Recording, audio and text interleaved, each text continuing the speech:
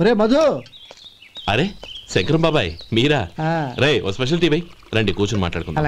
ఏంటి ఇలా వచ్చారు? ఏం లేదురా, పట్టణం నుంచి పెద్దోళ్ళు ఎవరో వచ్చారు. మన ఊళ్ళో ఏదో ఫ్యాక్టరీ పెట్టబోతున్నారంట. తోట బంగ్లాలో దిగారు. సరే, వాళ్ళకి ఒక డ్రైవర్ కావాలంట, అందుకోసం వచ్చాను.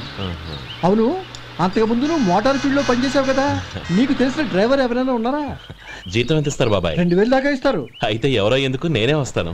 ఏంటి నీకు డ్రైవింగ్ కూడా వచ్చా? మనకు రాని పని అంటే ఏముంది బాబాయ్, తీసుకోండి.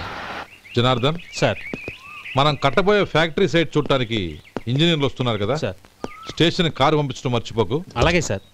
శంకరం ఎవరో కొత్త డ్రైవర్ వస్తాడని చెప్పాడు, అతని కోసమే చూస్తున్నాను. ఒకవేళ రాకపోతే నేనే వెళ్ళి తీసుకొస్తాను. గుడ్, ఎవరో చూడు. Okay sir. సార్ నమస్కారం సార్.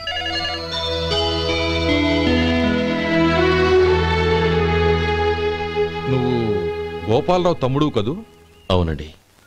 నేను ఆ రోజే మీ అన్నయ్యతో చెప్పానే, పెళ్లి విషయంలో నా నిర్ణయం మారదని. ఎందుకు వచ్చావు?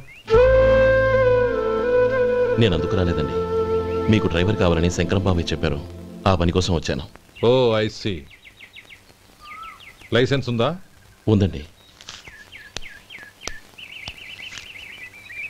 ఓకే, ఆ కార్ తీసుకుని స్టేషన్కి వెళ్ళు. నీ కూడా మా పిఏ వస్తాడు. అలాగే సార్. ఇంకో విషయం, నువ్వు ఎవరివి ఏమిటన్నది ఎట్టి పరిస్థితుల్లోనూ మా అమ్మాయికి తెలియకూడదు. అర్థమైందా? అలాగే సార్. వెళ్ళు.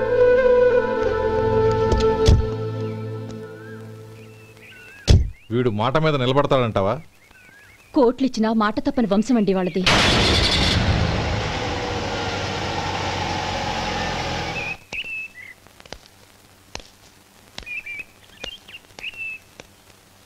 నానమ్మ బియ్యం అక్కడలేవే, ఇక్కడ ఉన్నాయి.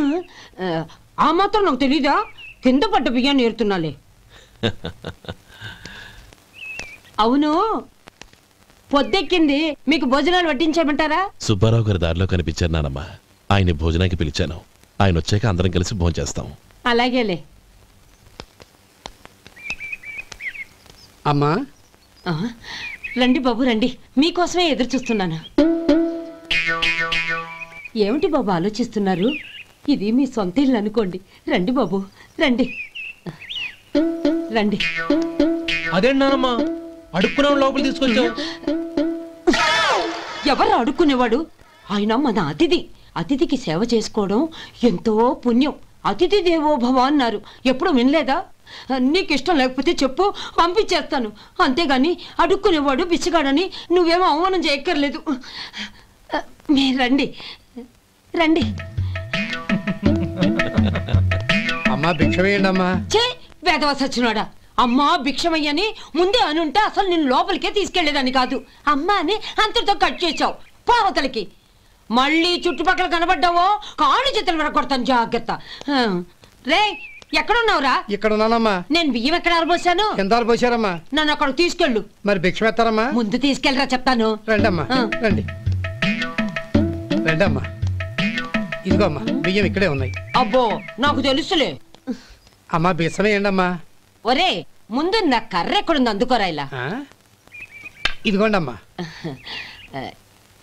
ఏమడిగా? బిచ్చమమ్మా. భిక్షమా? భిక్షం భిక్షం.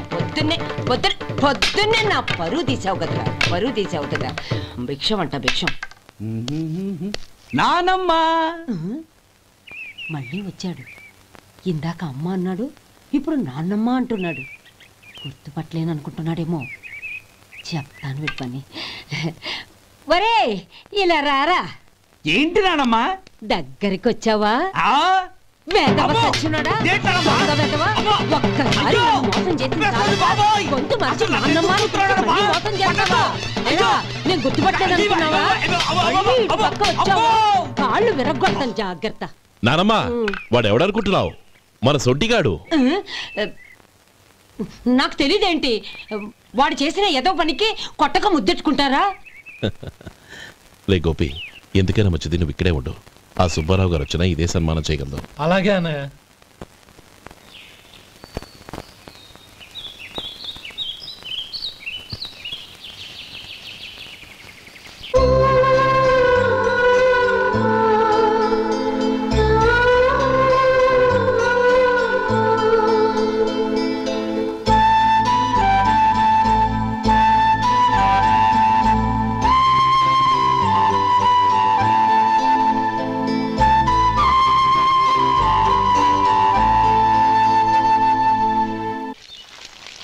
శంకరయ్య, అమ్మా నాకు కాస్త తలనొప్పిగా ఉంది. వంట ఆవిడకి చెప్పి స్ట్రాంగ్ గా కాఫీ పంపించు. అలాగేనమ్మా. గౌరీ గౌరీ, ఈ సొంటి కాఫీ తాగు, తలనొప్పి తగ్గిపోతుంది. బాబాయ్ ఆ? కాఫీ నేను చెప్తాను, మీరు వెళ్ళి పని చూసుకోండి. అలాగే బాబు.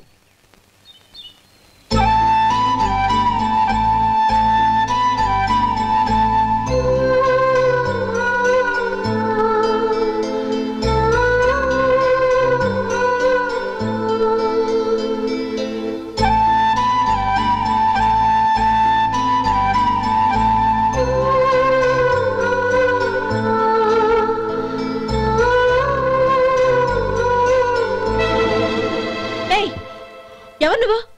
నేను కొత్తగా వచ్చిన డ్రైవర్ని. మీరు కాఫీ కావాలన్నారంట, తీసుకొచ్చాను. బుద్ధి జ్ఞానం లేదు.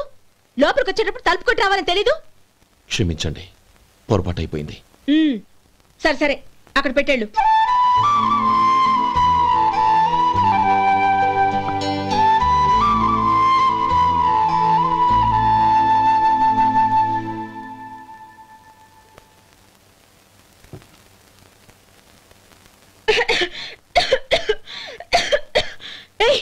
ఏంటిది? సొంటి కాఫీ. మీకు తలనొప్పిగా ఉందని. Shut up. నువ్వు డ్రైవర్వా డాక్టర్వా? నేను సొంటి కాఫీ అడిగానా? చెప్పింది చేయడం నేర్చుకో, అతి తెలివి ప్రదర్శించుకో. అయినా నువ్వెందుకు తెచ్చావు? వంట మనిషి ఏమైంది? తీసుకెళ్ళి దానికి కాఫీ తామని చెప్పు.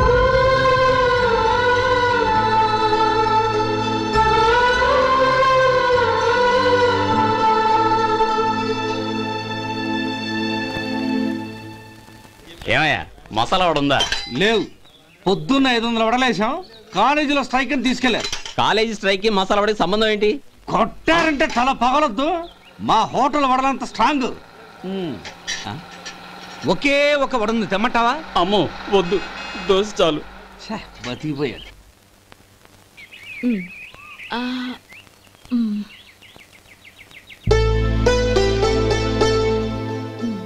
చాలమ్మా, ఈ ఒక్క ముద్ద తినమ్మా ప్లీజ్. నా తల్లి కదా, ఈ ఒక్క ముద్ద.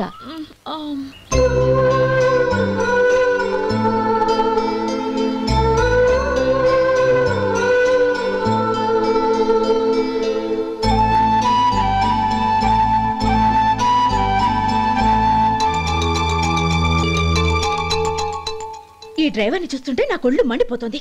ఏ, అతని పద్ధతి ఏం బాలేదు. ఎప్పుడు నన్ను రకంగా చూస్తున్నాడు. అతను అలా చూస్తున్నాడని నీకెలా తెలుసు? అంటే నువ్వు అతని వైపు చూస్తున్నట్టేగా. చూడమ్మా, చూపులకు కనిపించేది అతని శరీరం ఒక్కటే. అతని మనసులోకి చూస్తే నువ్వు అలా మాట్లాడవేమో.